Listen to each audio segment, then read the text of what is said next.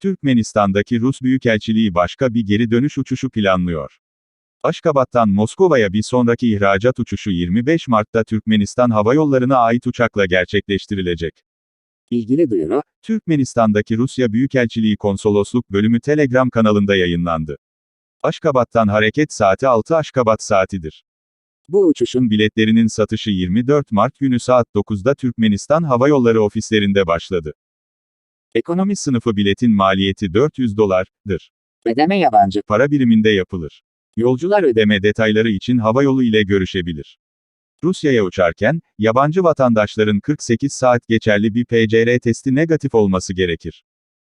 25 Mart'ta yapılması planlanan Aşgabat-Moskova uçuşunun yolcuları, Rusya genelindeki seyahatleri için Aşgabat'taki S7 Airlines bilet gişelerinden transit bilet satın alabilirler.